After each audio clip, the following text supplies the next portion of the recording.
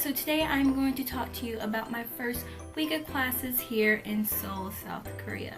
So let's get started. First things first, I'm comparing these classes to like the ones that I've had back in the States.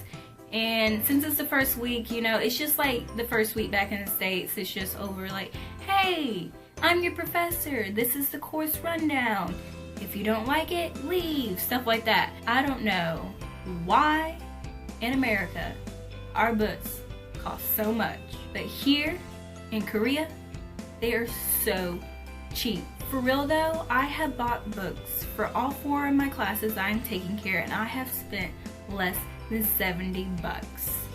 While back in the States, when I buy my books, I spend close to like 600 bucks. And that's my only complaint.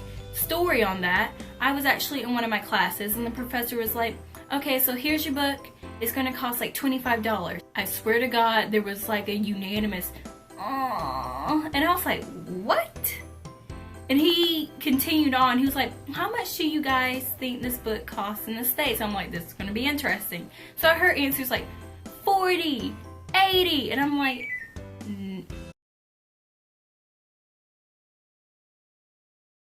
as I was saying. And I just shout out, I was like, 300! I swear to you, everyone turned and laughed at me. And I was like, and he goes, correct. Everyone was very impressed, to say the least. They could not believe that in America we will spend $200, $300 on one book. They were complaining about $25, while I was like, whoa, that's a deal. Aside from that, one challenge that I've definitely been struggling with, I'm on my 2nd week now, but one challenge that I'm still struggling with is the language barrier. Not only, I mean, my classes are taught by a Korean professor who is speaking English, but the English is very, very different.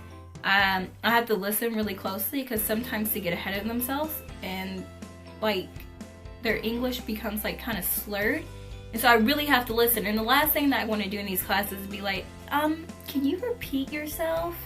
Because I kind of feel like that might be a little disrespectful. So I definitely have tried to sit up front and like watch their mouths. When they get really excited about something, their English starts to slur.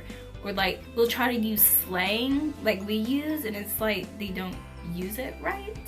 I for real had to explain to a professor what it's lit meant.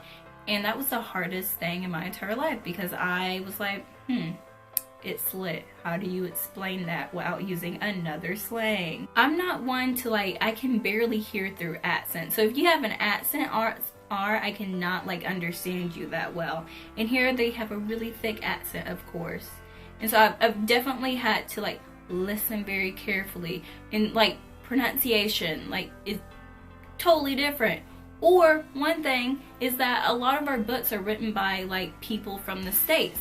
So we'll have topics in there about the United States, and all of a sudden I'm supposed to be an expert on what happens in the States. The course load though, I will say, is much more here. It's not so much like doing worksheets or like online stuff, it's more readings. A lot of readings.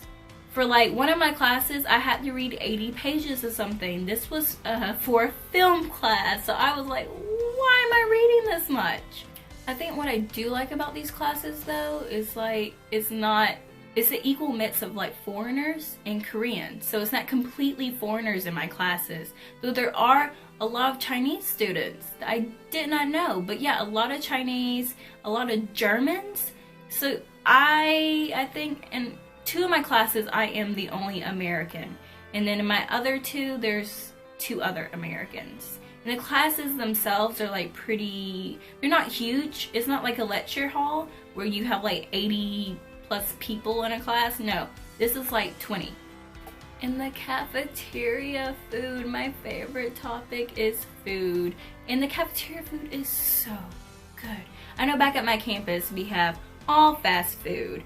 So like Chick-fil-A, Steak and Shake, Papa John's, Subway. I still consider that a little bit fast food because you know that has been sitting around for quite some time. It's not so fresh. Agree to disagree. But here the cafeteria food is so good. It's like the kind of stuff that you would get at a restaurant. Like, I couldn't believe how good it was. And like the Koreans here, they're like, ugh, the cafeteria food is disgusting. And I'm like, you should come to my university. And it's all like authentic Korean food. There's like, I saw hot dogs one time. I did see hot dogs, but the rest is like noodles, a lot of noodles, and rice, a lot of rice. And there's this little pork chop thingies. They look like pork chops, but they have cheese inside of them. One thing that I have noticed with all of my classes is that every single one requires group work. We have some kind of group presentation. We're back at the States, it's like you might have group presentations in a class, or you might have like an individual presentation, but here, everything is a group presentation. And I guess I should have expected that, because you know the whole like individualism versus collectivism whole thing. I don't know if that's why we have a lot of group projects, or because we're foreigners, they want us to interact with the Koreans in the class and with people from other countries. I don't know, but every single course I have has a group presentation, a lot of group work. In class discussions, they want everyone, the professors here want everyone to participate. I know back in the States, I've had professors who give two shits less if you say something in class. They still get paid either way. But here they want you to participate. If you don't say something in a class, you're considered not participating, which is a really big part of your class. It's 10% of your grade. That's a really big percent. Way more than it is back at my university, where it's like 5%, or it just doesn't matter.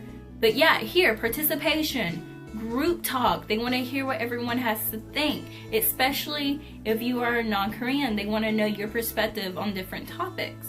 They definitely want a wide range of opinions. I know in one of my classes, in one of my group projects, it was a requirement to have someone in every group be from a different country.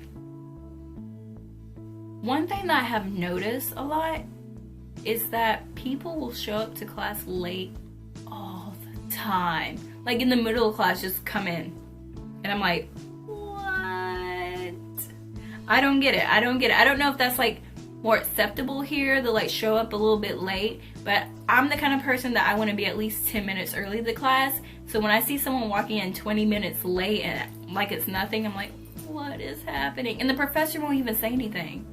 Like, won't even acknowledge them. So yeah, my first week of class so far has been very good. Cafeteria food, a plus. Cheap books, an extra plus.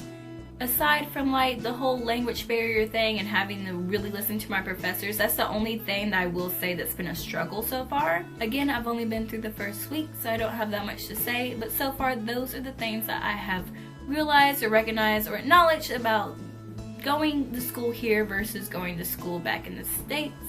There's not that much of a difference. Like classroom setup, like how the class is set up, aside from a lot of group work, it's pretty much the same. So it's been very easy for me to adjust to the course this time. And so yeah, if you guys have any questions, suggestions, topics that you want me to cover, don't forget to like, comment, subscribe.